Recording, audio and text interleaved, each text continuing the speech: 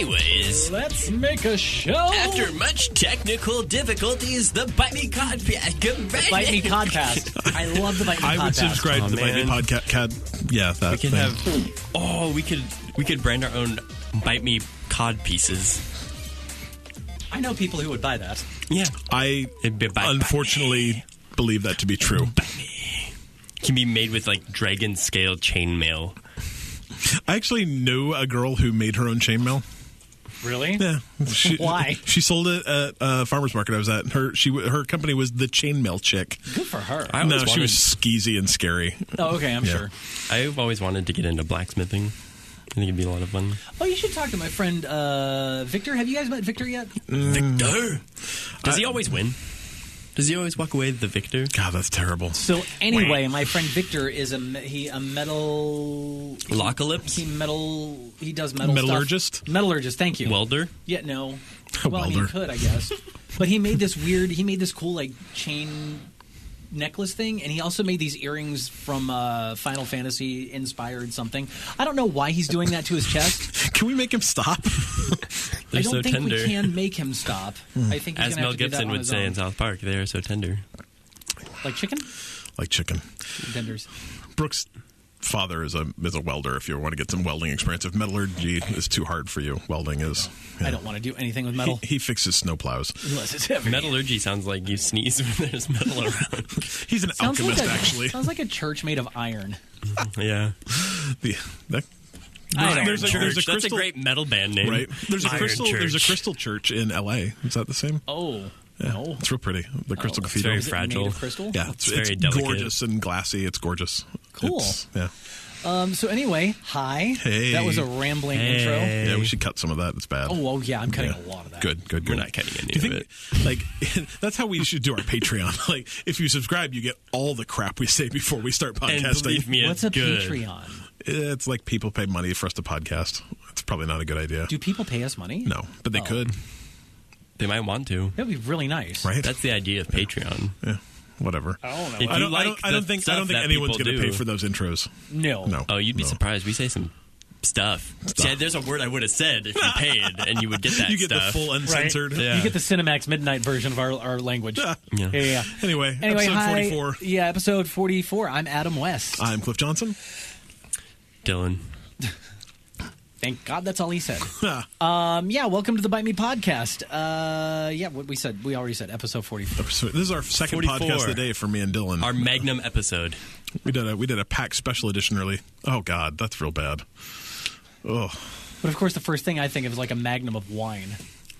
now you're talking about magnums, and I'm not thinking about wine or booze. So Thinking of a large caliber handgun. Yeah, that too. yeah, So anyway, yeah, this is your second podcast of the day, and this is my first, but I've still had a day. yeah. Yeah. I think we've all had a day. Kind of stabby. I But- love Wednesday. Right? Not really. I will say though, like it's like whatever day I know we're going to be podcasting is it doesn't matter. Like I can get through everything as long as we It's can just always podcast. Christmas, Yeah.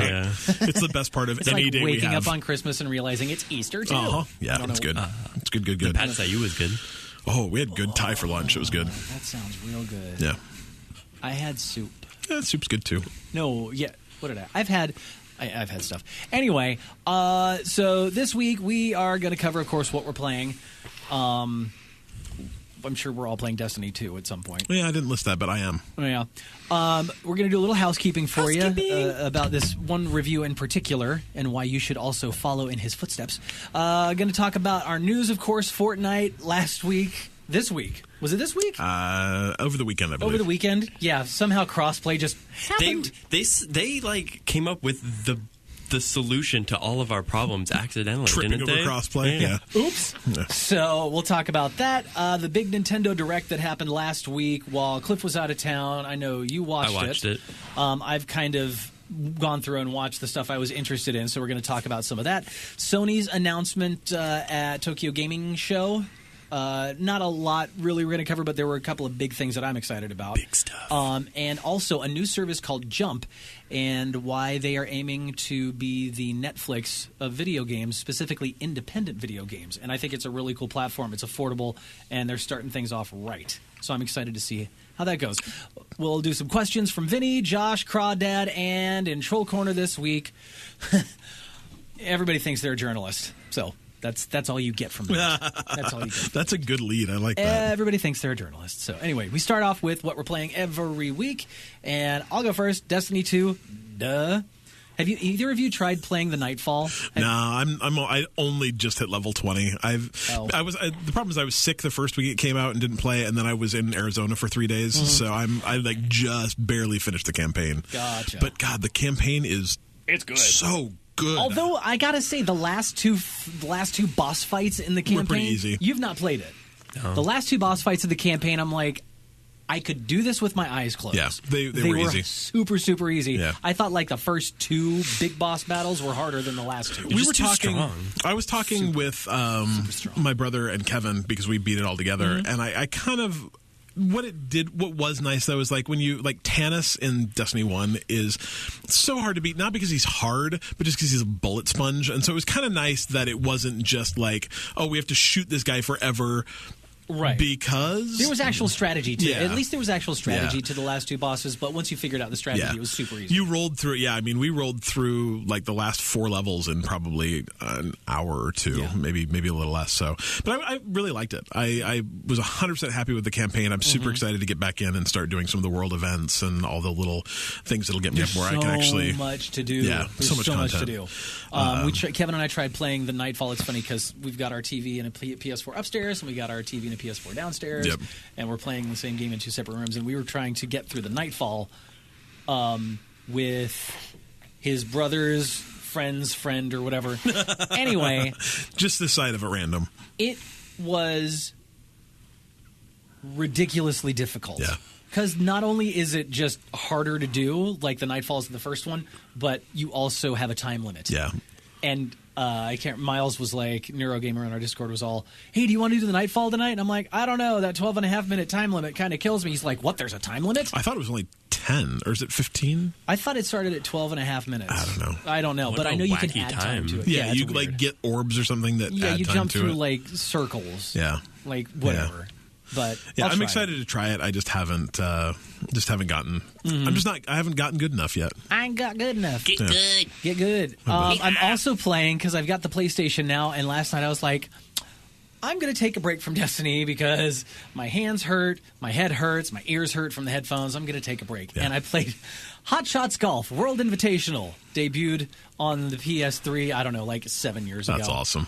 And it's fun. It's a nice, dumb, check out, just play. It's relaxing. That's my zen. That's nice. Kind of game. So I was playing There's that. something to be said for having that game. Like Rocket League's that game for me. That just like if I want to hop back in and not really think much and just kind of play something, kind of, that game can be competitive, but these days I'm not really playing it that way. So it's just like something mindless and repetitive that I just can kind of get my whatever on. Did you put on a polo first? I did not, but I dressed my character in one. He tucked it into his Dockers. Yeah. But what I find funny about it is, so there's, what's the other one? Everybody Plays Golf? The new one is Everybody's Golf. Everybody's Golf, which has been the international name of the Hot Shots Golf series since it came out. Yeah. But so I've got on my PS Vita, that was one of the first games I downloaded was Hot Shots Golf 2, just so I could have that as my whatever. And the music, the sound effects, the voices are all the same in both of these games, and they're probably 7-8 years apart. That's awesome. And it's exactly the same music and everything, just updated, instrumentation. Yeah. But it's exactly the same. So it literally is like the same game I've played for the last 15 years. I love it. It's great. But I'm having fun with that, and I'm also playing, I didn't put it on here, God of War Ascension. Oh, how's that? It's great. I almost started God of War 3 the other day, and I didn't. Oh, you don't have PlayStation Now. I don't. Oh, but you bought that. I bought it. Yeah. Anyway, sorry, I didn't mean to interrupt. No, it's fine. But God of War Ascension, it's that one. I know I mentioned it once before. It's that God of War game that happened on the PS3 after God of War 3, and I just missed it somehow. But it's there's a couple like kind of out of numbered God of Wars. Aren't there 3? Like, there's 1, 2, and 3, and then aren't there 3 other, like, Ascension, Chains of something. Abyss, and Ghost of Sparta. Yeah, it's cool. I need to get on one of those games because... Do it. It's fun. Yeah. But that's what I'm playing. Nice. Who want to go next? I'll go next. Okay.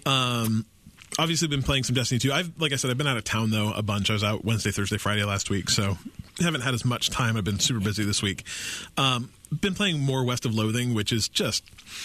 It's stupid and it's funny and it's really enjoyable and it's... What is it again? It's that, like, stick figure, like, Western game, like, role-playing game. It's really easy. Like, I've never even gotten close to dying. But I'm really enjoying the writing and just the general, like, goofiness of it. Like, the other day, I ran across a cemetery, except it was called I think it was called a Davetary. And they're like, that's oddly specific. And everyone inside of it everyone that was dead was named Dave. But then they weren't very obvious, but it was Dave G, and it made a reference to, it was obviously Dave Grohl was buried here, and it was, gotcha. like I don't remember what song it referenced, but then, Dave Coulier was in one Dave of them. C. Yeah, it was Dave C, and he it made a reference to the, like, Alanis Morissette song. Wow. But everyone was just this kind of wacky, funny Dave that was buried in the cemetery, and all of them were famous Daves, just like the barbecue place. Which I've never been to. It's okay. It's pretty okay barbecue. It's okay barbecue. But it's just that level of wackiness where there's just all these weird things that you do. It's really enjoyable. Fun. And then I also played the demo to Octopath Traveler. How is this? Because I'm going to talk some about it in the Nintendo Direct. But how is that? Because there's a lot of people who are super hyped about this. It's so pretty. It's gorgeous. And that was it was a launch video that when the Switch launched, this was one of the first videos. I'm like, I need to play that game. It's got this beautiful, pixeled aesthetic, but then there's a lot of depth of field effects around it, so it looks like like Bravely Default is the same, but it's got that tilt shift camera look to it where your foreground's out of focus, your background's out of focus, and then just what's in the middle is in focus. It's so pretty. It works. I mean, the aesthetic's great. The music's great. The gameplay itself is actually really fun, just in kind of a JRPG kind of way. The voice acting is horrible. It's sure. So bad. It all these characters, it's this beautiful music, this beautiful visual, and then these people just sound like they found the most obnoxious person in New Jersey to voice the. I mean, it's a step away from his "Hey Vinnie" voice. Hey, what are you trying to say? And when they. There's a lot of portions that aren't. There's a lot of portions that are fully voice acted, and then there's a lot of portions that are just kind of weird cut-ins. Well, yeah, it's interesting because it'll be what do you think of this? Well, I don't think it's a very good idea, but whatever. And they'll just kind of go no, I don't know. And so the voice doesn't necessarily match what they're talking about, but that's almost better than when they're fully voice acted. And the writing also was not terrific. So when it comes to developers and stuff, because I know that I was listening to another podcast, and if you if I think you've played the demo, you're going to get a questionnaire. Yeah, I already did it. Oh, did you? Okay, so do you think at this point in that development cycle for that game, they could go back in and redo audio stuff? Do you think audio stuff is easy enough to kind of cut and stick back in there? I mean, at this point, the game's not coming out until 2018. Right. So you think maybe if enough people complained about the voice acting, maybe. Right.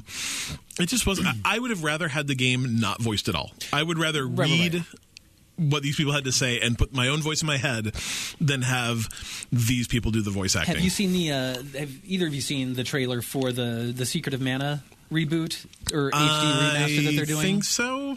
Did you ever play Secret of Mana? It was on the Super Nintendo. I remember being very excited about this reboot. I'm super excited.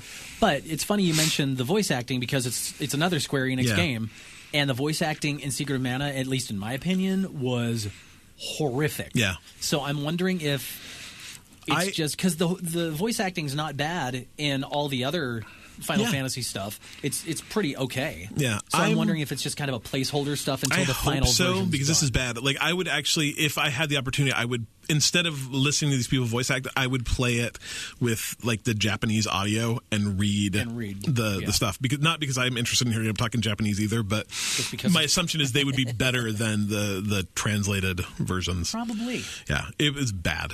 I believe but the game was really fun. Yeah, I want to try it. Except that I thought the difficulty spiked really hard. No, it's a demo. Yeah, it was like super easy, super easy, super easy. Dude just stomped on me. That's what I thought of the Destiny 2 beta. Yeah. Like, easy, dead. Yeah. So, well, cool. I want to check that out. Yeah, it's free. It's a demo out right now. Real game comes out, I think, spring next year. Yeah, it's early 2018. Yeah. So, you, sir? Dylan? Yes, sir. I've been playing a lot of Blood Bowl, actually. Now the new Legendary Edition has come out, and it's kind of got me excited about it, like my old days of tabletop games. Nice. But it's pretty fun. Starting to remember how to be good at that game. But, man, I forgot what playing dice-based games is like when you just have bad games and roll just terribly, and it just totally ruins it. When I was playing that, I was very surprised at how often I'd go like, I've got, like you're this giant, huge ogre dude, and you're going up against this little scrawny goblin, and all the icons are like, oh yeah, you're going to smash this dude, and then like you hit him, and he like, dodges out of the way and like punches you back and knocks you unconscious. I'm like, I don't think that's how this works. Yeah. Yeah, I mean, those are some of the games I had. It was crazy, the amount of, like, what would essentially be rolling, like, Snake Eyes or something, which is a 1 in 36 chance for dice people out there. But, and it happened, like, probably a dozen times in one game, and it felt so one-sided, but in theory it'll work its way out the next time and I'll just crush, and that hasn't happened yet. But that's not how probability works. So I think it's against me. Yeah, but that game's real fun though. It's definitely a game that I would recommend trying.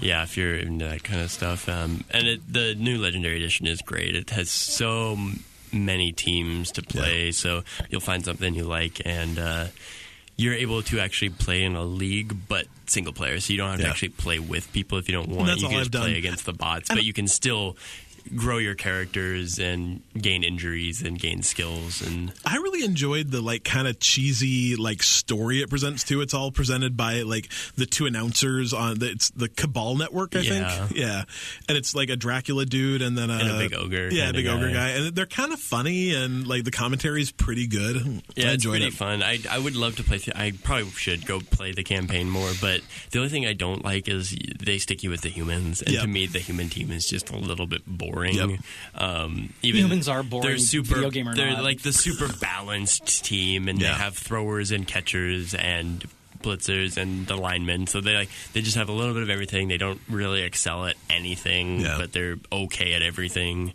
Yeah, and that's not always my style. I like playing the ogres that you have to roll for boneheaded at the beginning, and if you roll a 1, they just don't move, and they just sit there and drool, and you only can have 6 of them, and then you just have little pipsqueak goblins. So they're a much more challenging team to play, but you kind of just go for the throat and just stomp the squishy elves into the ground and kill them.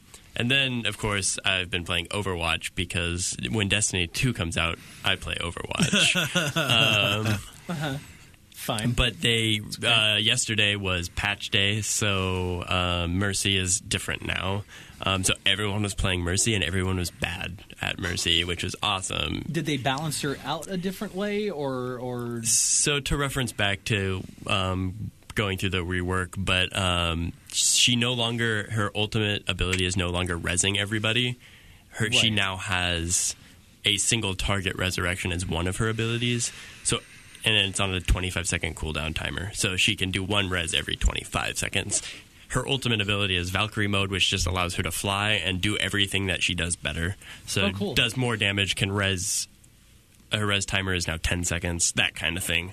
So I definitely think it's a good way, because it's not such a huge shift when they like almost get a team kill and you res the whole team, and it's just like, well, they can't really do anything about that, and it's like an instant. Mm-hmm. So I think it adds a lot of sustain to a team to be able to pop up a res during a team fight, but you're not getting that kind of cheesy swing that happens occasionally, and the style of play that says, oh, I'm going to hide until our team gets wiped, and then I'm going to pop a huge res when they don't, and that's not really in the good spirit of the game.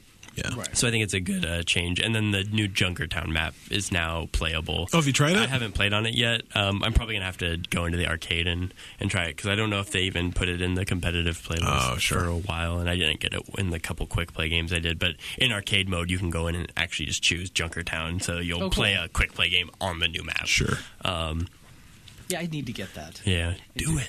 Well, I think when I get my Xbox One X, Okay, you'll get it on Scorpio Xbox. Edition. Just have to throw that in there. I'll probably pick it up on there, just because I know you play there, there. A lot of people play over there. Yeah, so. That'd be a lot of fun. And I finished my competitive placement matches, and I placed a little higher than I ended last season, so that was cool. Okay. So, well, good for you. Getting better. And seasons again last how long? Now it's 2 months, so they changed it. Okay. So instead of 3 months, it's now 2 months. So it's a little quicker turnaround, which is supposed to help drive enthusiasm to play through the season. It makes me enthusiastic. Rather than falling off, where it's like you're gung-ho about it for the first month, and then you're like, whoa. I am enthused. Yeah. I'm hyper enthused. I'm not going to say what. Super duper enthused? Yeah. Hell yeah. But cool. Super fun game, Adam. You should play it sometime. Well, I know, and I'm kind of glad that I didn't go, I'll just go ahead and buy it now. I'll buy it now. Every time you guys have said you should just buy it, because now I'm going to buy it on the proper platform. Yeah. Correct? Yes. I do like it that way. Is it a play anywhere kind of thing? Like, can No. you? Oh, No. Yep. That's dumb sauce. Which is why I own it on the PC and Yeah, I won't do Xbox. that. No, So, I wouldn't. All right, cool. Well, there's what we've been playing. Real quick, if you listen to us on iTunes or Google Play or Stitcher or Podcast One or wherever, like us, rate us, thank us for doing this job for free. God, welcome. It's so hard too. It's terribly difficult. It's amazing. Don't listen to anyone who says that. It's a gift.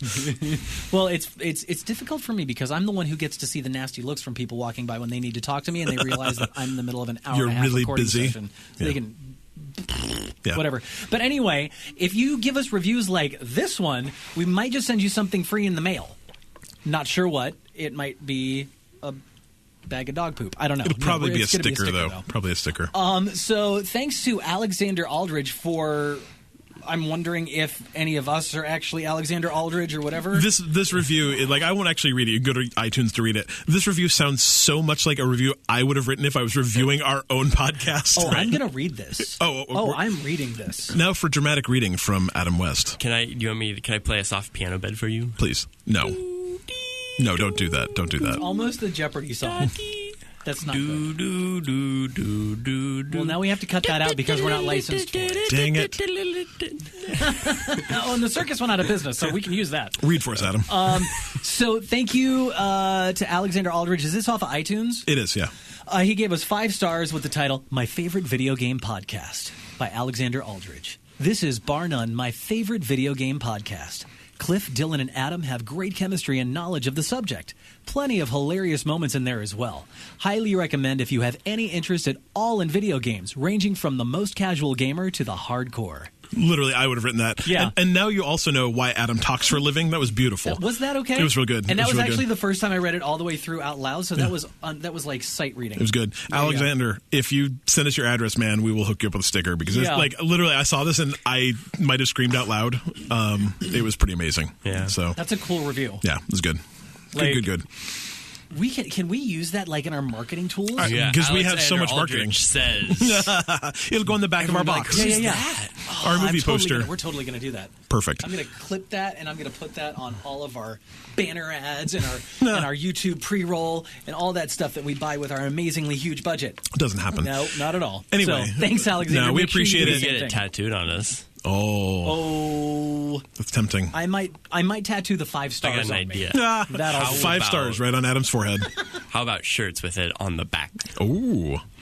Well, then you're going to have creepy people trying to read your back while you're on the Read my back. train in town. Do it. I have a shirt, hoodie that has like this block of text on the back. It's actually one of my favorite things in the world when you see people like you're at Target and they're like staring at you trying to figure out what it says. It's in a really bad font too. It's fun. Just turn around. Why are you staring at my butt? Yeah, it's good.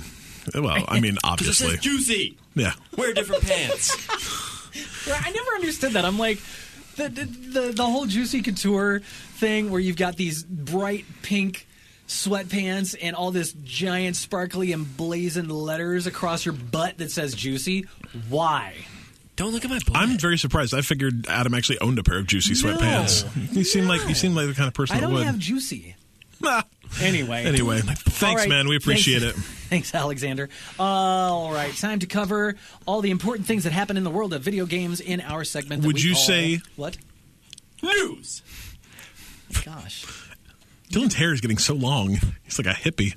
I just cut it. Do you think that with this outfit he looks kind of like that GIF too? The like that 70s like kind of guy that looks around like kind of gives you the head nod. I don't know that. I'm gonna have to look it up. We'll put it on. Yeah, it's good. Okay. I mean, it looks all right. Yeah, he looks good. Yeah, it's all right. I was told I have great hair. They were blind. So I won't tell you by we're who. going to talk about news right now. So a thing happened over the weekend that proved how easy it is to make it a thing, and it should be a thing. Fortnite and what is it, Epic Games? Yep. Crossplay happened for a brief moment this weekend. Between all consoles or just Xbox and PlayStation. So what about PC? Was that part of the whole? I'm not sure.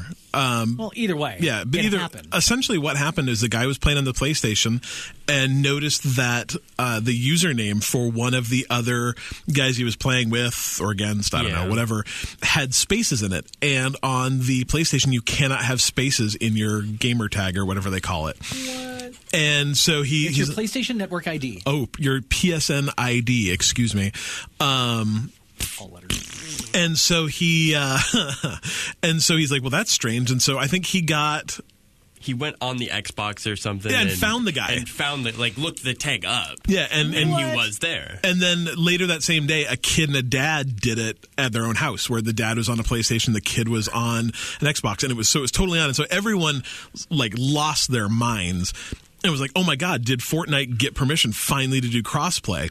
Everyone was super excited, and I bet you a bunch of developers were like I can only imagine the Psionics, the Rocket League guys were just we've been asking every day for 6 months. Why would you let this weird free to play game do it first? Is Fortnite free to play? It's not yet, but it will be next year. Oh, really? Yeah. Oh, I'm excited about that because I want to try it out. I just don't want to pay for it. That's exactly what I think about Fortnite I know that's too. Terrible to say because we should support developers because it looks like a pretty decent game. I've heard it's okay and it's really grindy, but either way, when you announce up front that essentially what they're doing is charging you to play the beta, which is weird. So, but that's right. That's the one. Yeah. I know, we played it at PAX. It was okay.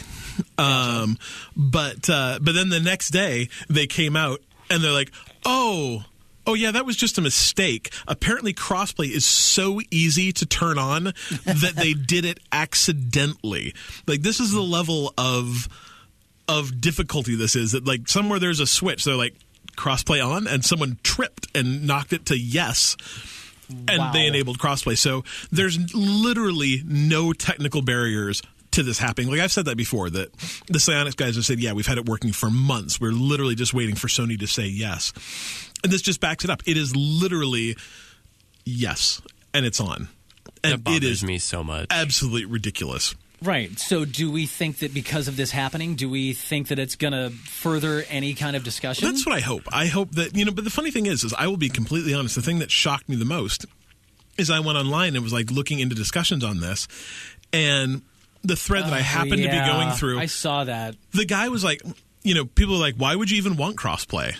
And the guy answered that was because it's something that video game journalists has been telling us that we need to have, and so everyone is up in arms because people can't think for themselves. No one really wants this. I'm like, are you guys high? Because it's literally the thing I want the very most. I spent hours arguing with these people.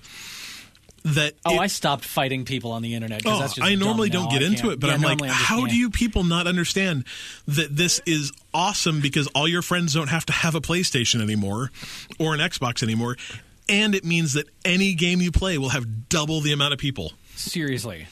Shocking to me. So, I don't know. I'd kind of hoped that maybe it would further discussion, or the alternate side is, I guess the question for you guys is, do you think Epic did it on purpose? I absolutely think they did it on purpose. I don't think you accidentally turn on crossplay. Right? You don't accidentally. Oops! I tripped and fell into making everybody really, really happy. We have this big crossplay button, and I set my coffee on it. Yeah, that does seem like as easy as it is. I think it's also not something you would accidentally do. Yeah, Who knows, as a software developer, I promise you, I have done all sorts of things that I did not mean to do on purpose. Right, and turning on accessibility to multiple platforms was not one of those things you did on accident. mean, I guess I could see, like, it could be that you have a build that has crossplay enabled and that you accidentally push that build live or something. Right. So But they've actually developed this with crossplay, Yeah. and that just happened to be Well, made But out that's in my the other world. question. Like, so at the very least, we now know Fortnite has crossplay built into it. Psyonix says Rocket League has crossplay built into it. So how many developers are just sitting saying, okay, we're ready. They're Whenever waiting for you the say day. go, Could you we just have to imagine? push a button. Like, I'd be very curious to ask a bunch of developers and say, like, are you coding to crossplay? Or, I mean, frankly, is crossplay so simple that you don't even need to code for it? You know, or is it like this little bit of connection? I would love to know how many developers already have crossplay built into their games and are just waiting for the day Sony says yes so they can hit that button and put their coffee mug on it. Yeah, it's true. Either way, this infuriated me more than almost anything's infuriated me in a long time. Oh, absolutely. It's because it's obviously that easy to do. Mm-hmm. So, But of course, no one actually wants that, though. No one does. why would anybody want that? And I had to. Who was I talking to? I think it was maybe Kevin or something. And I was like, yeah, if you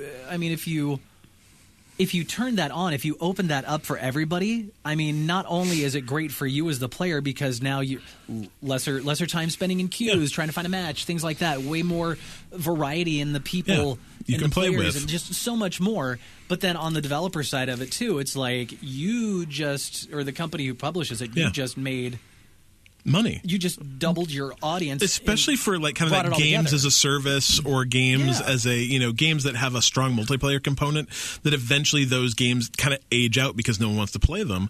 You know, if you know that a year from now, no one's going to buy, or very few people are going to buy.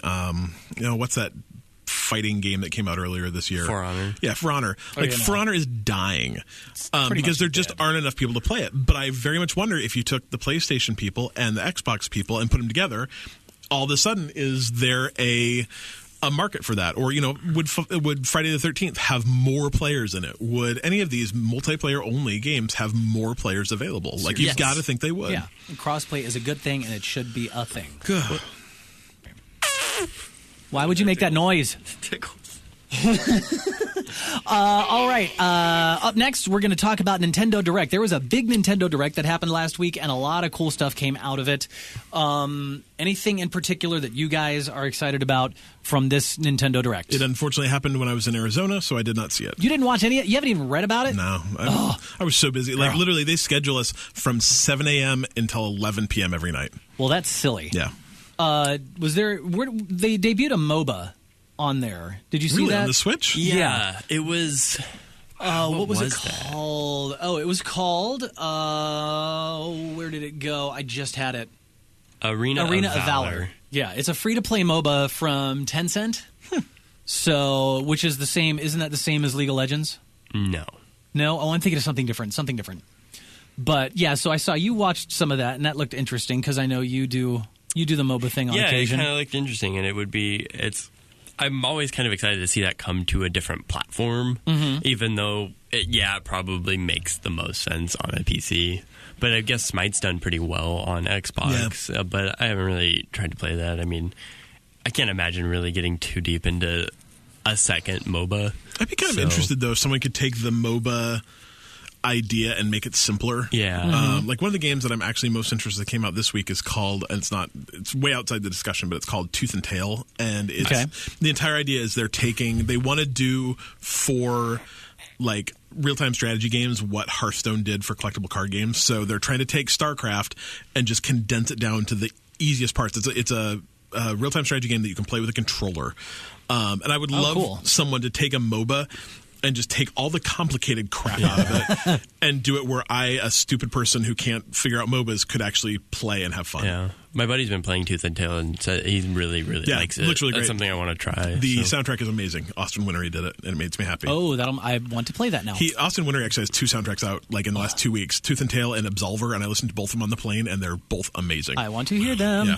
Yeah. So a few things out of the Nintendo Direct, probably because I'm going to end up picking one up since it's just a nicer thing. The new 2DS that came out, I'm going to pick one up eventually. They're I'm cool. sure. They're cool. I've thought about selling my 3DS and buying a 2DS just because I'd like to be able to play the Nintendo games and have the bigger processor. Yeah, I think I might actually do the whole GameStop trade-in thing. Yeah. Why not? But there's a special Pokemon-themed new 2DS XL. It's launching in November, along with another new 2DS XL color. I think it's like this orange kind of color. Very cool. Yeah, it's a really cool-looking aesthetic that they've got. But there's a new 3DS version of Minecraft. Because, God, we did not have enough places to play Minecraft. Didn't have enough. Yeah, that was my wife. She's like, oh, Minecraft, that'd be cool. Like, my kid would love that. I'm like, oh, yeah, we can't run it. And that's when we thought, well, maybe we should get one of those new TGS. Mario Party, the top 100, which would be amazing on the Switch, is coming to the 3DS. Yeah. And there's been some discussions in a couple of my other groups that I'm in about whether that was a good idea or not. Sure. But the thing is, they're pulling the top 100 mini games from the first 10 Mario Party games, including the ones that showed up on the 3DS. God, how much fun could that be? Right? So you some of the games are going to have that second screen built-in thing.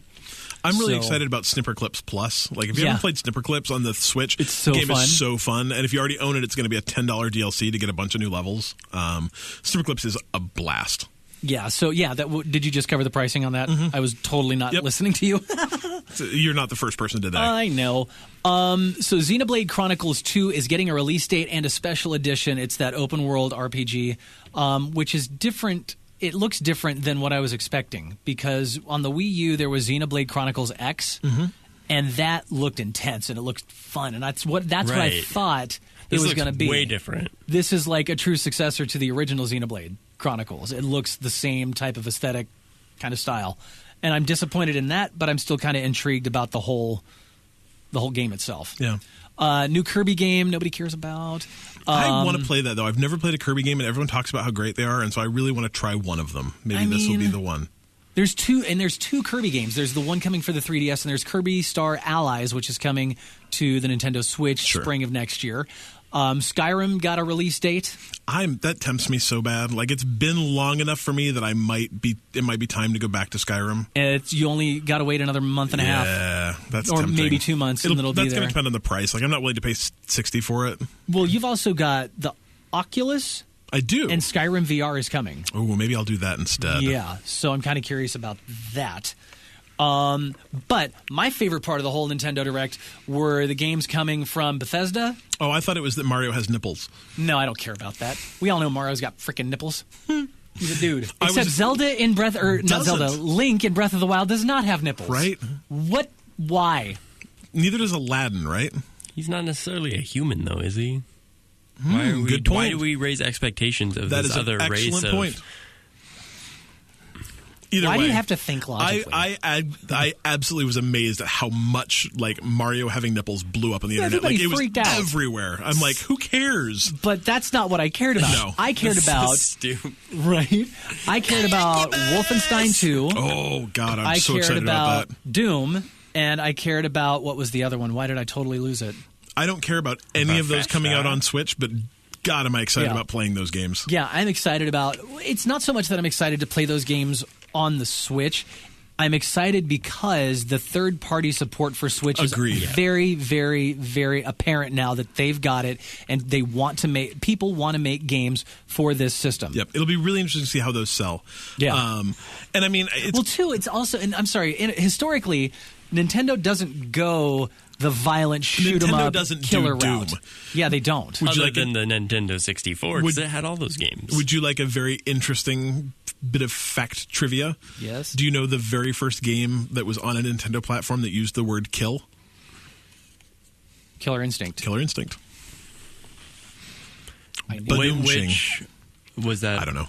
On N64? It was on the SNES. It was on the Super Nintendo. There was one. Because it was... before the 3D one. It came out around the time... Mortal Kombat 1994, apparently. Yep. And I remember playing it. It was awesome. Yeah. So, I'm excited just because, Wolfenstein looks great. If you haven't seen the new trailer, and you hate Nazis as much as we do, you should watch that trailer because it's awesome. Yeah. It's so good. Wolfenstein 2, I need to play the first one because I own it but have not beat it. Yeah. I need to play that game because I hear it's spectacular and I really want to understand what it's all about for the second one. It looks great. Yeah, it looks great. And like we talked about earlier, there's that demo out for Square Enix's project Octopath Traveler, which is not the final name. That may not be the name it has when it comes really? out. Yeah. I think that's probably for the best because, frankly, until I played it, it was always that, like, I don't know, that weird Square Enix game that looks real funny. Something about octopuses? I don't know. Octo Traveler. Yeah. Something. So that was the big part of all the news, was all that stuff. And yeah, there's Snipper Clips Plus, the DLC. There's the MOBA Arena of Valor that's coming, I think sometime this winter is the beta, is when that's going to happen. Bunch of 3DS news, which is cool that they're still supporting these those platforms. Yeah. And I guess they kind of have to since there's the new 2DS. Yeah. So there's a new Professor Layton game, which are always fun. Oh, God, those games are so great. I love those. There's going to be a new RPG. There's some demos coming up. And Shin Megami Tensei. Ooh, nice. Did I say that right? I don't know, but I'm really impressed that you tried. Yeah. That's launching early next year. Very nice. And some Fire Emblem stuff. Very nice. There's a lot of Nintendo crap going on. They're very busy. Professor Layton's actually got me through the first part of a job interview once. How did that work? So I'm a programmer by trade, and a lot of the companies, when you go in to do your first interview, will just give you like, here's a bunch of logic puzzles, and solve those so we can see that you're smart. And they gave me one that like 2 weeks earlier I had beaten in a Professor Layton game. I'm like, whee! Nice, good job. It was good. Good job. All right, so up next, let's talk about... You know what? I'm going to do the other one last. So let's do Sony's announcement from TGS, Tokyo Game Show. Again, not a lot here, but there were some big ones that I know some of the people in our Discord are excited about. Monster Hunter. Monster Hunter World. Yep. Have either of you watched the trailers? I haven't seen the new trailer. I've only seen the E3 trailer, which mostly just confused me. So really? I need to watch the new ones because I thought the one at E3 was awful. What about any of the gameplay? Did you watch any of the actual gameplay video? Yeah, I haven't yet. Okay. It looks really, like, I'm very intrigued with the idea of it. I like hunting monsters. So how bad could it be? Is there a demo out now, too? Or is it just the trailer? Okay.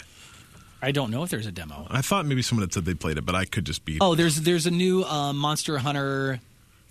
on the 3DS, and it's kind of a Pokemon style thing where you collect them and fight them and stuff like that. I'm confused. There's so many. There's a ton of them. Them happening at the same time. I want to say that Monster Hunter is Capcom's best-selling franchise of all time. So, yeah. So, because it's on everything. Oh, the new trailer looks so much better than the like weird gameplay trailer they had at E3. Like, this actually looks good. Yeah. I can get behind this. It looks pretty good. That is obviously the biggest one from TGS, along with my personal favorite one that I'm excited about is the remake of Shadow of the Colossus. Yeah, that's something I want to play because I'd never played that the first time around. Yeah, I think I said I tried playing it one time when on the PS2, and it was okay, but it was so just vague in what you were supposed to do and how things worked. That I don't think I had a grasp on video games at that point on how to do things. Did you ever see the movie Reign Over Me with Adam Sandler? No. That video game actually featured really heavily into the plot of that movie. Really? Great movie. Totally worth watching. That's weird. It's one of Adam Sandler's like dramatic roles, and it's terrific. He plays a guy who his wife and kid were killed in the 9/11 attacks, and just like he just kind of goes inside himself. And a lot of it is him playing Shadow of the Colossus alone in his house, and that's how he like kind of gets through life. It's interesting. Oh, wow. Yeah, it's a good movie. Huh. Well, thank you for that. Today's dumb trivia from Cliff Day. Right. Anyway, Shadow of the Colossus is going to be releasing sometime in 2018. And finally, I was excited about this mainly because one of my exes played this game, and I just sat there and I watched the whole time, and I was intrigued and I was hooked and stuff, and I thought it was great. Final Fantasy IX. Out now. And it's already out. And it's an HD cutscene video stuff, but support for trophies and things like that. It was originally released on the PlayStation back in 2000. And it's been ported. Original PlayStation? Yeah, the original PlayStation.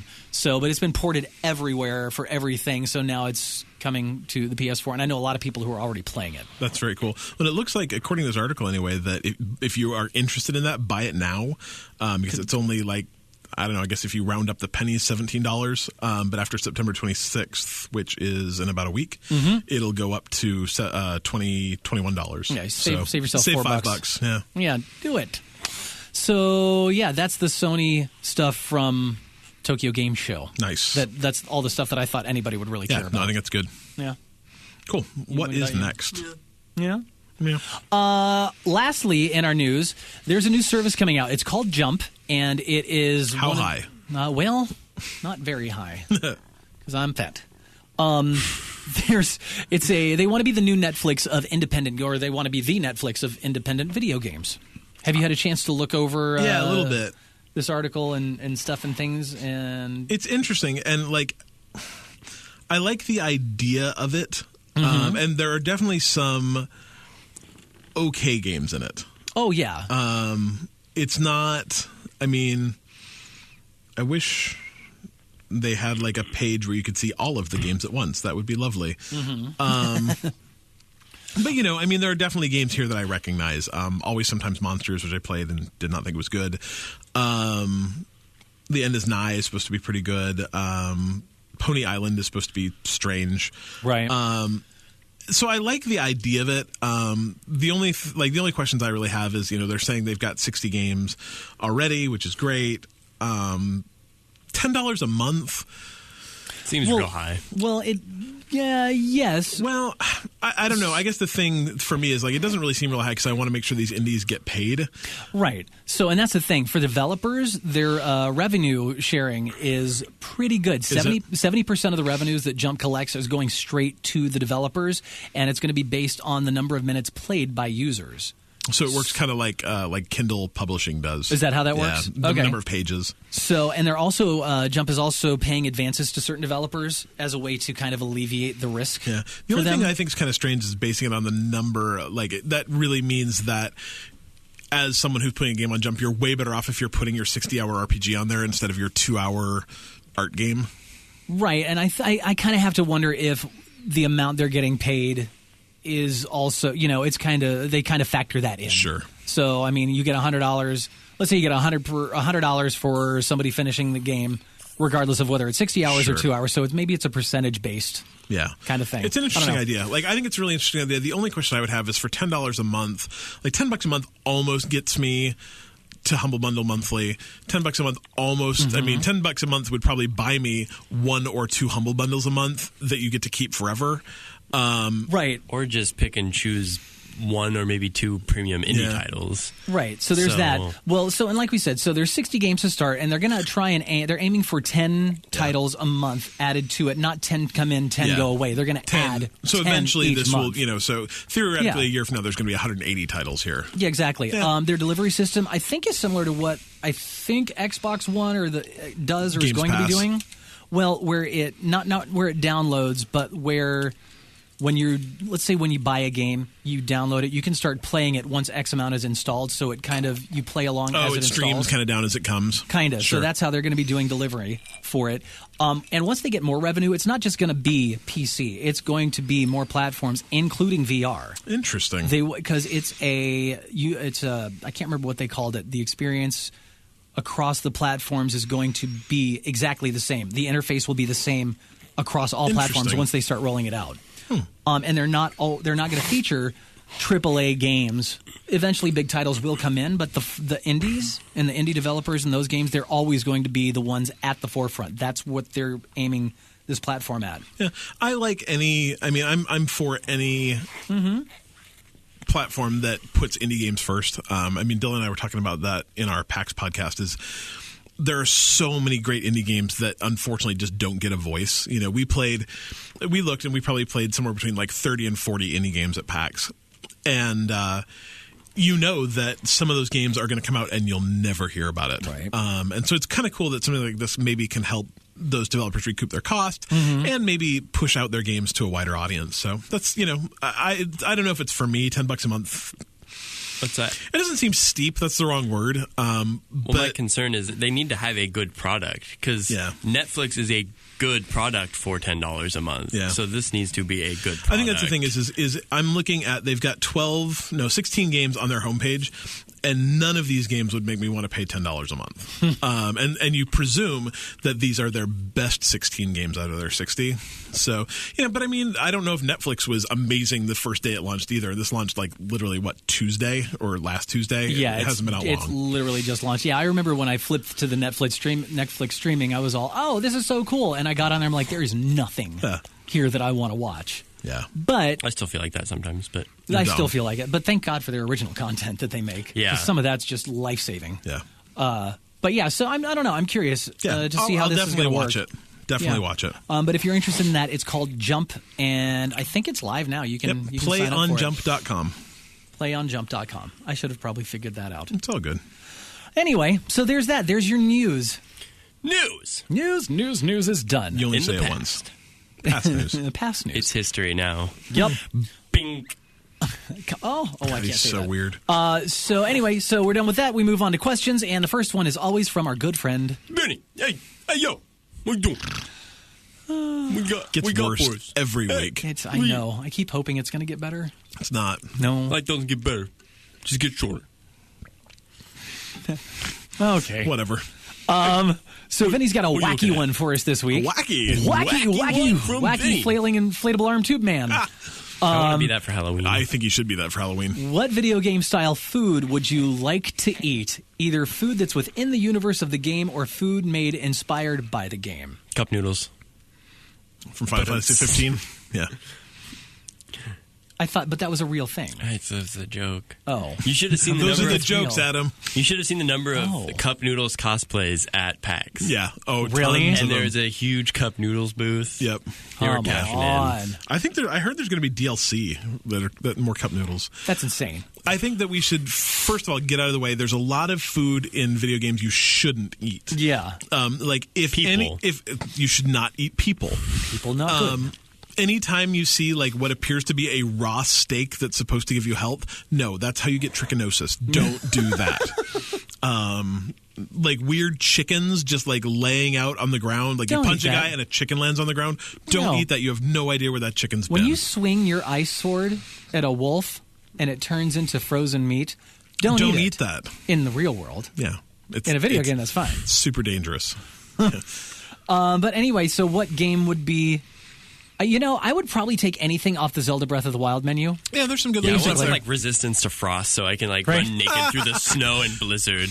So I think we should take a come vote at right now. me. We will never give him frost resistance. No frost resistance ever. Ever. Ever.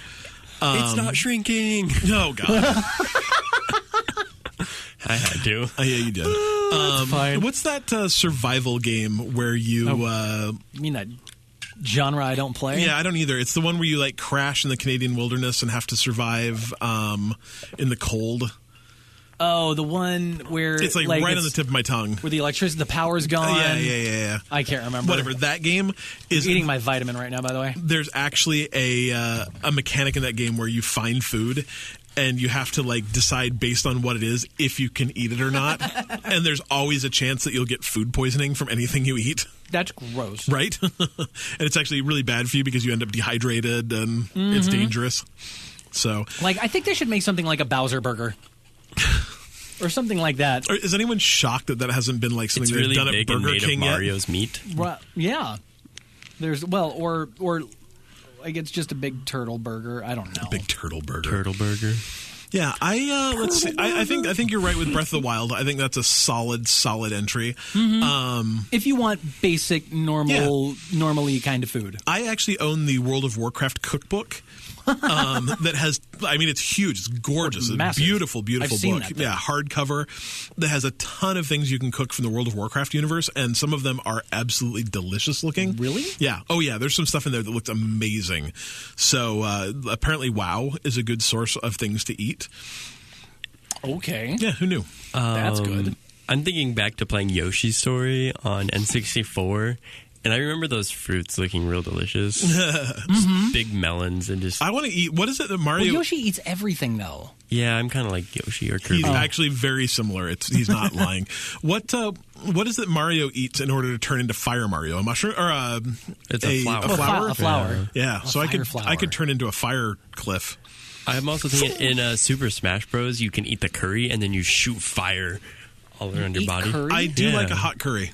I'm big on curry. Yeah. So basically, anything that Nintendo has allowed you to cook in their games, you would like to cook in the real world. Maybe some Mario Magic mushrooms, like something that makes me think I'm real tall. Because it gives you some sort of enhancement. That's what I like. Yeah. Okay. Yeah. It's good. I want to eat something that I don't just evacuate later. Like, well, eventually it all evacuates. Give me more. You can't help that. Well, no, it does. It does differently though. Like fire shoots from your pores. From your pores. That's how fire works. All right. Well, there you go, Vinny. That's it's quite the question. Thank you. I like it. I'm trying. There's got to be something else out there that I'm missing, but there always is. I mean, have you seen the ramen the ramen emote in Destiny 2? No. I think I maybe mentioned it last week.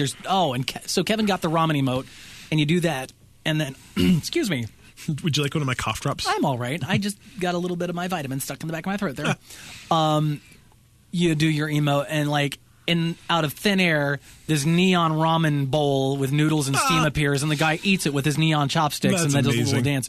Kevin just got a new one called Salty, where it just he reaches over and pulls salt out of this imaginary salt dispenser, and then he sprinkles salt like he's salty and all the salt. Anyway, it's dumb. The other day, Kevin, but not your Kevin, we logged in and we were playing together, and Kevin had forgotten he'd gotten a new emote. So I landed, and it's like, Kevin blew you a kiss. I'm like, hello, Kevin. Good morning. He's like, I didn't know, man. I'm like, it's cool. We're friends. Awfully strong. Yeah. I think he likes me. Well, thank you again, Vinny, for that interesting question. All right, up next, Josh asks, Josh gave us a story to tell you. Guys, I'm really saddened that games are being designed with almost no endings. What happened? So many devs are afraid to end a game. What happened to the end? I used to be so excited to hop into a game for a campaign and story to talk about it with all my friends and people later. While this is not dead completely or lost on all games, many devs have begun a major shift into multiplayer online only. Do you think this is a good trend for both gamers and devs? And do you believe that we'll see a shift back eventually to strong campaigns? Well, so the thing I will say first is that a big part of the reason that endings in video games suck is because we've talked about this before. Is developers look at how many people play the first level of their game and how many people play the last level of their game, and it's 100% of people that play a game, oddly enough, play the start of it, and 3% of people play the end of it. It's like, is it that low? I'm pulling numbers out of whatever, but even if it's 20%, that's such a drop. So you expend 100% of your effort for the first part of a game because that's what 99% of your people are going to play, and if you run into crunch time or have to let anything drop, which every video game has portions they have to cut, and that's often why why is this story so weird?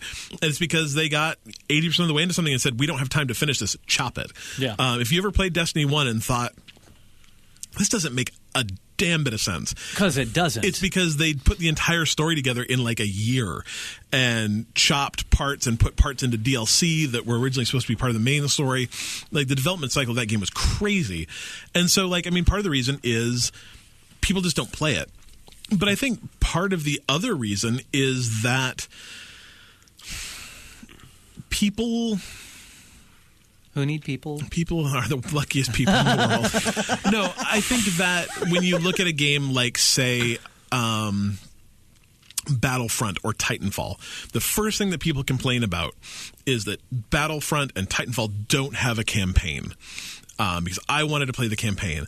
And then they bring out, we're not sure what Battlefront will be yet, but they bring out Titanfall 2, put a campaign in it, and nobody touches it. So, it's a problem. But I think that the other side of what you're saying is that there's all these multiplayer only online shooters. There's a ton of money to be made in games as a service. So games like Destiny, games like The Division, that they just play on forever. And Destiny 2 has a great end. It's just you keep playing forever past that ending. Yeah, the story, I've got to say, the story in Destiny 2... solid. Super solid. Good. It's good. The last two battles left me going, oh, really? But the end still, was good. The story itself was fantastic. The battles were kind of lame, but the ending, I finished that and I was like, oh, I did something. Yeah, exactly. I felt like I accomplished something. Yeah. But and so, I think if you want to look for games that have an ending... Yeah. That indie scene is where you should start checking out your games because there are very clear start, middle. Let me tell you, stop. What Remains of Edith Finch had an ending. Holy hell, did it have an ending. Did that have an ending? Inside had a really, really weird ending. That's Oxenfree. It had an ending. It ended.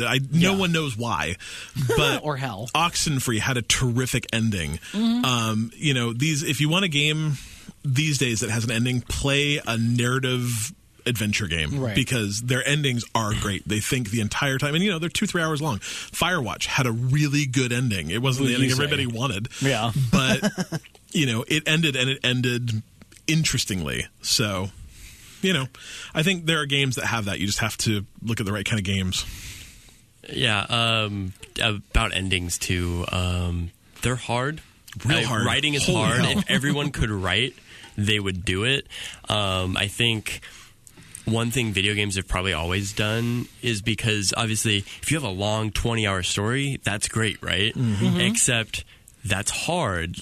And that ambition in video games is great. We love that. We love ambitious video games, but at the same time, it's only more challenging to pull that off. So if games tried to pare down their stories like we see with these 4-hour games. And I noticed that the first time I played, I think it was Splinter Cell Conviction, it was like a 4-hour story for a huge, AAA title. Like Splinter Cell at that time was huge, coming off of Chaos Theory being one of the highest rated games at that time or whatever. And that was on the new, I think it was the second Splinter Cell on the Xbox 360. It was amazing to me. It was so polished. The story was concise. It was to the point. It was like watching a great movie. Mm-hmm. The catharsis at the end, it was a complete experience, and that's awesome. So I don't think games need to be any longer than that just because it looks good in the press. And I think that kind of it happens a lot of the time. And then at the same time, when we have games saying, oh, this multiplayer game, well, we want a campaign, but no one actually plays it. It's like, well, again, in this day and age, we have a bigger voice than one person has a bigger voice than the majority sometimes. So really, a lot of people don't care about that. A lot of people just play the multiplayer. Yep. So I honestly, in a world of video games, like having separate games. Yeah. This is a multiplayer game over here for people that like multiplayer games. This one isn't. Because I'm not Destiny is the first online multiplayer game that I've ever gotten into. I've played some in the past, but I'm very turned off generally by, I'm never going to play the newest Call of Duty because I'm never going to spend the amount of time that it takes to be good at Call of Duty. So, but if you want a good game, play the Titanfall 2 campaign. It was great. Yeah, and those games, you can get those games for so cheap now because it's free on EA Access right now. Right. But I think that the reality is a lot of what's stopping games from having a great ending is people complaining that a game's only 3 hours long or only 5 hours long or only 10 hours long. That, I demand that my games are 30 hours long. Blah, blah, blah. In order for me to be willing to pay $60 for it. And, to some degree, that's fair. I would not have paid $60 for What Remains of Edith Finch, but I would have happily paid $20 for it. I would be happy to pay $20 for Overwatch. But, to some degree, I think if you want a game that's got a really solid start, middle, end, you have to accept the fact that those games are only going to be 3 hours long or 6 hours long or 8 hours long or 10 hours long. Well, it's like Ori is a perfect example. Ori is a great game. Great. Well, it took me about 10. Whatever. You're slow. I'm not slow. No, I think you're right. I think it's like a 6 to 8 hour game. It was such an enjoyable game. I didn't want it to end, so I just took my time. Yep. You explored. I did. Well, I didn't explore as much as I should. Yeah. But anyway, which I can't wait for the new one. Yeah. So but I think that there are games out there with a good ending. You just have to look for them. Yeah, they're there. They are there. So thank you, Josh. Thank you for that. Crawdad has a question for the pod. If the power went out for a year and you had to resort to your knowledge from a video game to survive, what game would that be? In case you're wondering, I'm dead now. Oh, yeah. I died reading that question. Yeah. Anybody? Breath of the Wild. I do not believe I am good enough at video games to... You're going to carry around way too many sticks because you're going to think they're going to break, but in real life, real sticks don't break, and you're going to be carrying around a lot of sticks for no reason. I don't think you understand how sticks actually work. Sticks do break. Yeah, but my sword won't. They can. I've seen it in Breath of the Wild. I've seen exactly how they break, and it's a terrible, terrible thing. Are you going to carry around 12 swords at them? Duh. Obviously. Who doesn't?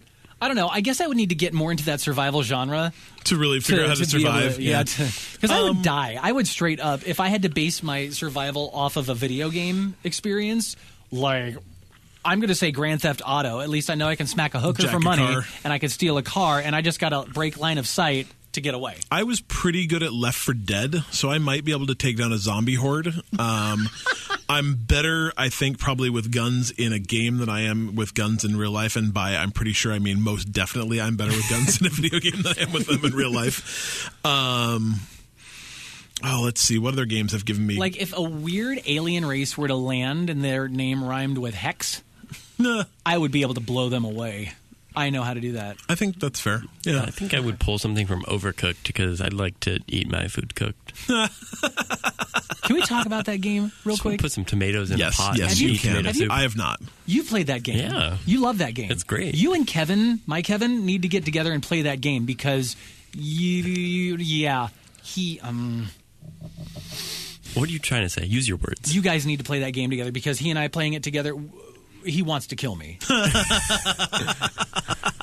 And I would never eat anything out of that game because, have you seen in that kitchen, there are rats. And I would not eat anything out of that game because there are rats in the kitchen. It happens. Throw the rats in the pot. I really want to do a Let's Play of all of us playing that game together, like worse than just about anything in the world. I bought it on Steam so we could do that. We could do that? Yeah, we should do that. Oh, well, I own it because it came in one of those giant Humble bundles. Yep. So, that's good. Yeah, well, I mean, I guess anyway, so to get back to Crawdad's question, I guess if I'd have spent more time in like, in the Conan game or the Ark game or whatever, I would be better equipped to answer this question. Do you think the word power's going to go out and you're going to fight dinosaurs? It might. It could happen. You never know. It could totally happen. The way this world is going right now, I would not be surprised. Just saying. I think Mario is a good choice, though. I think because, I mean, if you encounter quicksand... That's true. And I think, what Mario taught us is that you should... it. Mario taught us that if you see anything, you should probably eat it because it's probably going to give you superpowers. Yeah. Or make you hallucinate. Whatever. It sounds like fun. Yeah. All right. Well, thank you for that question, Crawdad. The right answer was we're all dead. Yeah. Exactly. Sorry, man. I need to play Don't Starve. Is what I need to play. And then you know how not to starve. You're going to run from spiders. Probably. I do that in real life anyway. It's fine. So I'm reading my kid the Hobbit books, and we came to a chapter that was called like Spiders and Flies, and we started spiders. And I'm reading this to him right before he goes to bed. He's like, "Dad, don't talk about the spiders." I'm like, "Well, what should I call him?" He's like, call them puppies. And so there's this really weird subplot in The Hobbit where there's giant puppies trying to kill Bilbo, and Bilbo stabs a puppy to death with its sword. That got real dark real way fast. Worse than spiders. Right? Anyway, he slept fine. Before we get into Troll Corner, I actually have a cheap free game that I did not put on the show notes, so I'd like to talk about that. Tell us all about it. It is the Humble Very Positive Bundle Part 2. Part 2. It's great. It's so good. For $1, you can get Rive, which is a really cool twin-stick shooter. It's super fast. I'm awful at it. I played it at PAX last year, and I embarrassed myself. Nice. I guess. And then you can also get Neon Chrome and a game called Dungeon Souls, which I have not played, but I've heard... And I've got Neon Chrome on my PS Vita, and that's an interesting... I've heard it's really interesting. Yeah. For right now, the average is $7.07, but that fluctuates. You can get Shadow of Mordor Game of the Year Edition, which is an amazing game to get for $7. Right. So get that. Prepare yourself for Shadow of War. Ultimate Chicken Horse, which is the strangest game I've ever played. I already own this game. Great name. You make these weird...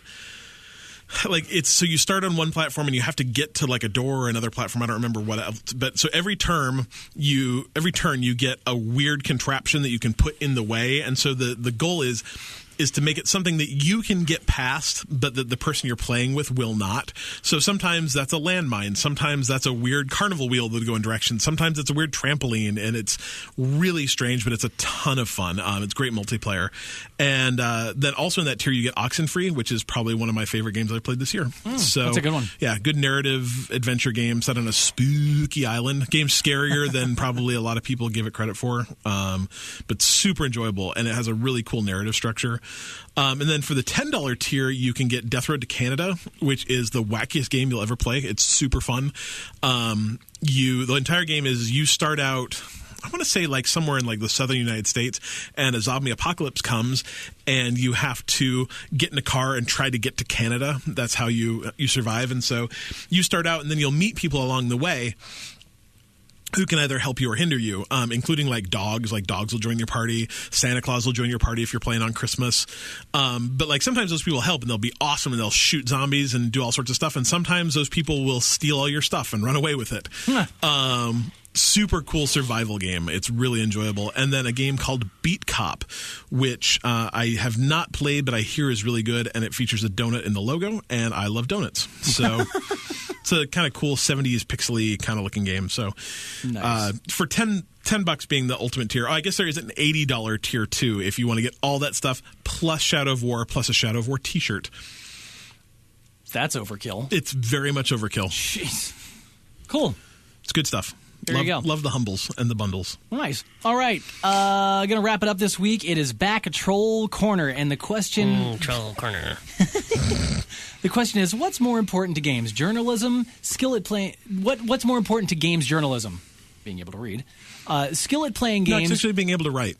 Oh, that too. Yeah. Skill at playing games or skill at being a journalist? Which one's more important?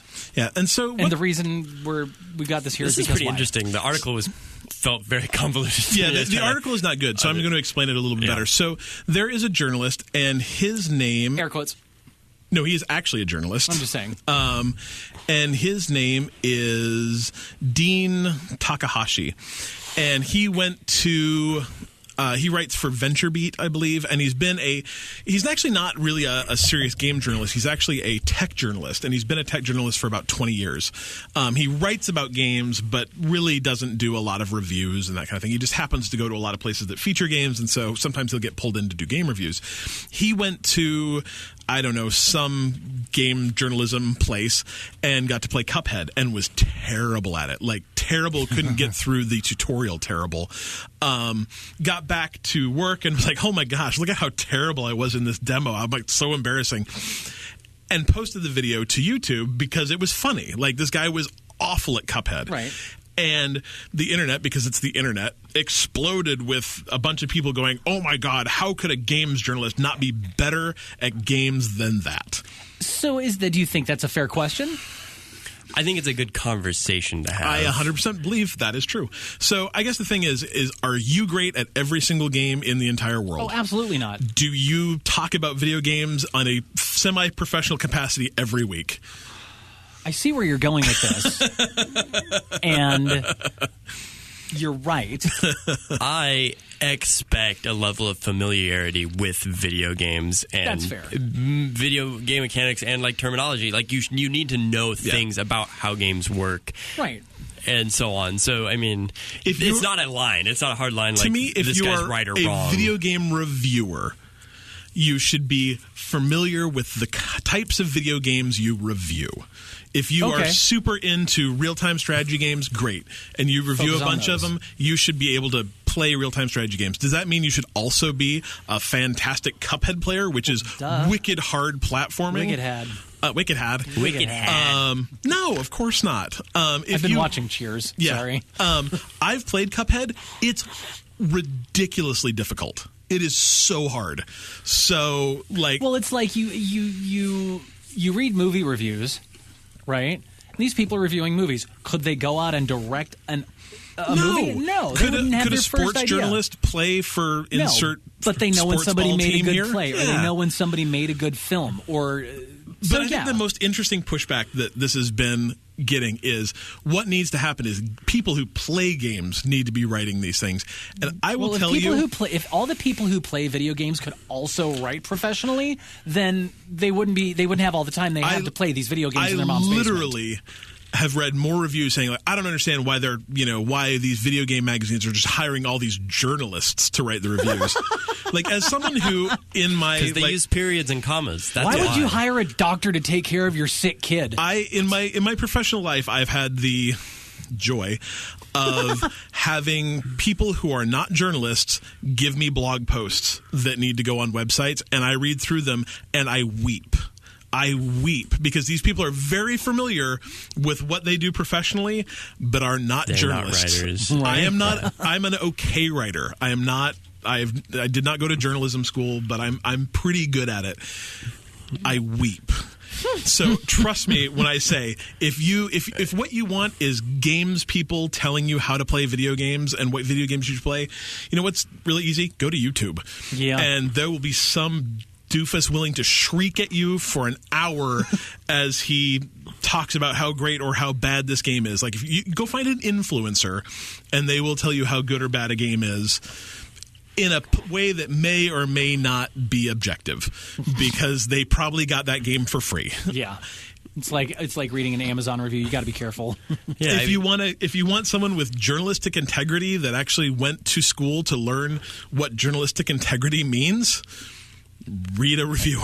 Yeah, right. They may not be the best at games, and a lot of them are very open with the fact that they are not good at every game they play. They are not good at a lot of games they play, but they have a passion for video games, and they know how to write things. It's very important. It's very important. I mean, it is hard, though. Like, obviously, you want the most familiar person with game stuff, because they're going to give you the best assessment of it, right? But if they can't actually turn that into words, then it doesn't matter. It doesn't do any good. So you do need something in the middle, and I feel Cliff's frustration too. I guess the thing is like every once in a while I'm a huge Disney nerd, and so every once in a while I'll read a review for the latest Disney movie, and like they'll take this approach to it. I'm like, do you like animation?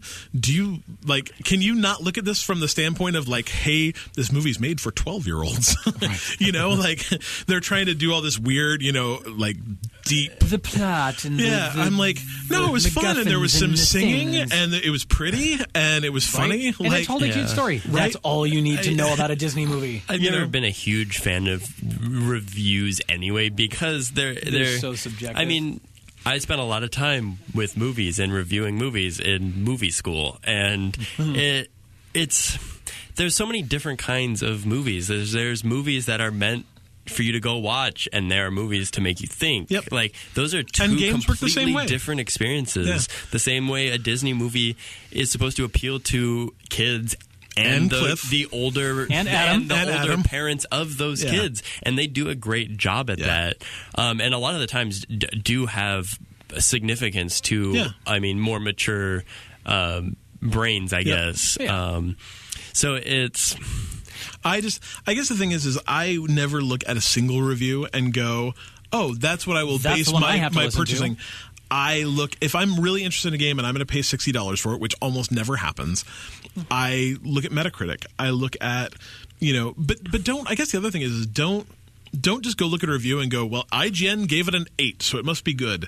Right. Or IGN gave it a 6, it must be bad. Go actually read the reviews, because first of all, some of these writers are phenomenal writers. Like, they got hired to do this because they write well and they write eloquently. Yeah, they know how to express what they're actually feeling when they play that game. And so many times, a review score does not give you the best view of a game viewed in its aloneness. You have to take into context the entire context of a written review in order to really understand what that author's saying. And that's the difference between a guy who really likes video games and says, that game's great, and someone who has trained and practiced and written hundreds and hundreds and hundreds and hundreds of reviews in order to get to, I mean, you don't get hired at IGN or PC Gamer because you are an influencer. You get hired there because you probably freelanced for 5 years or 10 years before you got hired as an editor. Yeah. You've written hundreds of reviews. Yeah. And the way I would think about it too is, like, instead of trusting IGN for reviews, maybe you like Joe Bob from IGN's opinion. It's like, oh, the games I like are pretty much the games he likes. Yeah. Or if Adam and I play the same games, I'm going to trust Adam's opinion. Yeah, but nobody ever really trusts my opinion. But I think that's the reality. A lot of people have told me that I like the same kind of games that you like, and so if you say I'm going to enjoy a game, I probably will. Yeah. And that's been true a lot of the time. But that's the exact same way it works for me. There are IGN editors that I know that I like the same kind of games they like, and so if they say this game is good, odds are pretty good I'm going to like that game as well. And so, and the thing is too, is a review is one person's opinion about a single game at a single point in time, and that's the key is at that moment when they're playing it is. A review of Destiny today is going to be 100% different than a review of Destiny 3 years ago. True. So, either way, journalists are good. Stop being mean to them. It's dumb. I like grammar. Right? Like, I talk for a living. You also like grammar? Do the thing. You have to read things that are written? Yeah. So, all right, well, there's that. Yeah, there's that. Okay, bye, Troll Corner. Oh, yeah. The troll is going back under the bridge. So why do we let him out of his box? You were talking about movies. Have you seen Mother? Are you a Darren Aronofsky fan? I heard that fans hated it. I read Adam's review on Facebook, movies. and it hurt my brain. It makes me want to never go to the movies again. Yeah. Can I just turn on the sound and watch Jennifer Lawrence for an hour and a half? No, because she's pathetic. No. Yeah. Well, I thought that already, but I like her generally. Like, she's harmless in my world, but this movie, it was way too much. It was way too big of a movie for her. Though. I love him.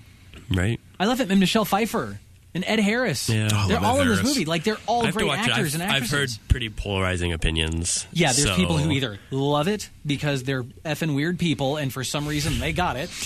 I'll wait until it comes out on video, and I probably won't watch it there either. Don't let your child anywhere near this movie. I won't. Apparently, it received like an F from the audience people. That, like when they show movies to kind of gauge. What rating is that? And very few movies people walk away getting an F. Opening night, it was an F rating. It probably bumped up a bit over the weekend. Yeah, but it's no good. It's So I was just curious to know if you'd seen it because you're the film guy.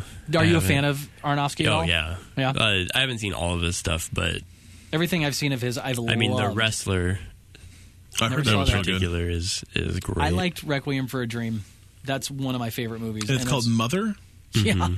Exclamation point. I saw the trailer before it, and it was 74 on Metacritic. It's like I don't even know what this is, but and you think the trailers and the marketing give you this idea that it's this one kind of movie, and you go into it and you're like, that is nothing. It's nothing. The Globe and Mail in Toronto gave it 100. So did the Telegraph. Oh yeah, and RogerEbert.com gave it 3.5 out of 4 stars. Yeah. Some are saying it's Aronofsky's best, and others say it's an F. Saucy Ninja 07 gave it a 2. Good for Saucy Ninja. I think the thing is that this was his very clearly most obtuse, to take Cliff's word, and bizarro premise for a movie ever. That stuff can be good though. The New York Observer gave it a 0. I like them. Yeah. I must subscribe. Anyway, that was. I don't know why I brought that up. But anyway, we're done. We're leaving. We're going. We have social medias. Yeah. I'm getting pee. Not yet. I'm going to leave and go pee. Find us on Twitter, Facebook, YouTube, Twitch, Mixer, at Bite Me Podcast or Bite Me Podcast, whatever. You can find it there. Or just search Bite Me Podcast or bitemepodcast.com. We're all there. And join our Discord. It's quite lively lately. It has been very lively lately. I like it. Yeah. It's good. It's good shit. Extra Life's coming too. I just said shit. Dang it. I said shit twice, 3 times now. Stop it! Anyway, Extra Life's coming up. We're going to get a plan together for that. Yeah, we got to get a plan. We're probably going to start streaming more, hopefully, now that it's not sweating hot in Washington. Did you like how it went from oh my God, we're in Dante's Inferno to hey, look, it's fall now? It was so weird. I went to 90. It was 90 degrees when I left, or 85 degrees when I left. I went to Phoenix for 3 days, where it was 109 the day I got there, and came back. I'm like, oh, it's fall in Seattle. It's how nice! 63. Yeah, beautiful. Yeah, I landed in Texas, and I'm like, it's not any warmer here. Yeah, it's the same. It's gross. It's weird. And then I think there'll be more streaming too. More streaming. More streaming, and it's finally raining. Yeah, I love it a lot. Anyway, and are we going to do a Rocket League? Probably game soon. Sometime soon. I don't have it planned yet. Maybe next weekend. Okay, cool. Anyway, we're leaving. Bite me. No.